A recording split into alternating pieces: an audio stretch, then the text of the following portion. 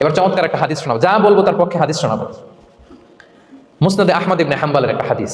বিষ্ণু ইসা ইসলাম সাহাবাদেরকে নিয়ে একটা মজলিসে বসা, হঠাৎ করে তিনি বললেন, ইয়াতলু আলাইকুমুল আনা রাজুলুন মিন আহলিল জান্নাহ। ঠিক এখনই একজন এসে এই মজলিসে তোমাদের মধ্যে বসবে, সে জান্নাতি। সে কি? এটা শোনার পরে তো সব সাহাবারা নড়ে চড়ে বসলো, কিরে রাসূল সাল্লাল্লাহু আলাইহি ওয়াসাল্লাম একজনকে জান্নাতের অ্যানাউন্সমেন্ট দিচ্ছে, কে সে, কি তার আমল? তো দেখা গেল এক আনসারী সাহাবা প্রবেশ করেছে, তার জুতা দুইটাকে বগল দাবা করে, কিন্তু কেউ তারে চিনে না। তারা যে এক্সপেকটেশন করছিল যে খুব আল্লাহ আল্লাহ এমন কেউ আসবে, না, সাধারণ, চিনে না কেউ তাকে।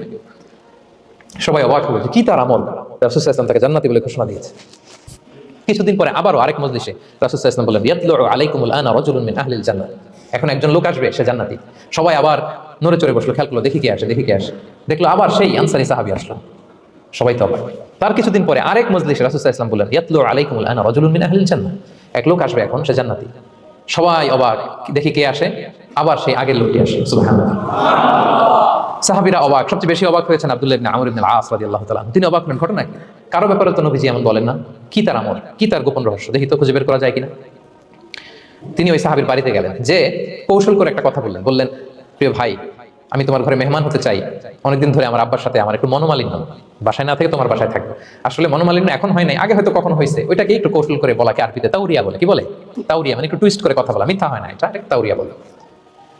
তো আরো তো সাহাবারা তো মেহমান পেলে খুশি হতেন। তিনি বললেন, হ্যাঁ অবশ্যই মেহমান হবেন, আহলান ওয়া সাহলান, আসুন। 3 দিন ওই সাহাবীর বাড়িতে তিনি থাকলেন। খেয়াল করলেন কি করে না করে, ইবাদত, শেষ রাতে, মাঝরাতে।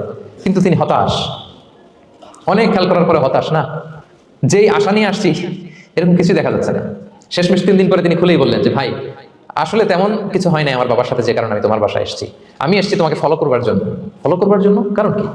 তখন তিনি বললেন, 3টা ভরা মজলিসে বিষ্ণু ইসলাম তোমাকে জান্নাতি বলে ঘোষণা দিয়েছে।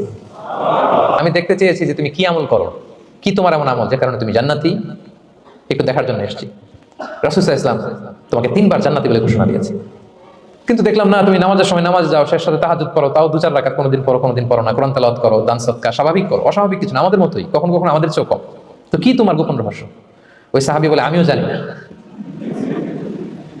কেন যে নবী সাল্লাল্লাহু আলাইহি ওয়াসাল্লাম বলছে আমিও জানি না। তবে তবে তবে একটা ব্যাপার আমি মনে করি, হয়তো এটা আল্লাহর কাছে পছন্দনীয় হতে পারে। এইবার তো আব্দুল্লাহ বলে, ওই তবেটা কি বলবে? সেটা কি? একটা আমল তুমি করো, এটা হয়তো আল্লাহর ভালো লাগতে পারে, সেটা কি আমাকে বলো। তখন সে আনসারী সাহাবী বলল যে, আমি প্রতিদিন যখন রাতে বিছানায় ঘুমোতে যাই, আমি ঘুমোতে যাওয়ার আগে সবাইকে ক্ষমা করে তারপর বিছানায় যাই। আমি কারো ব্যাপারে আমার অন্তরে, আমার হৃদয়ে কোনো হিংসা, বিদ্বেষ, ক্ষোভ, রাগ পেলে পুষে রাখি না। আমি ওই দিনেরটা ওই দিন মিটাই ফেলি। আল্লাহরে বলি, আল্লাহ আজকে আমার যে কষ্ট দিয়েছে, জুলুম করেছে, যার সাথে আমার মনোমালিন্য হয়েছে, কারো ব্যাপারে কোনো কমপ্লেইন, অভিযোগ, রাগ, ক্ষোভ কিংবা হিংসা আমার হৃদয়ে নাই, আল্লাহ আমি সবাইকে মাফ করে দিব। এটা বলে আমি বিছানায় ঘুমাতে যাই। আল্লাহু আকবার।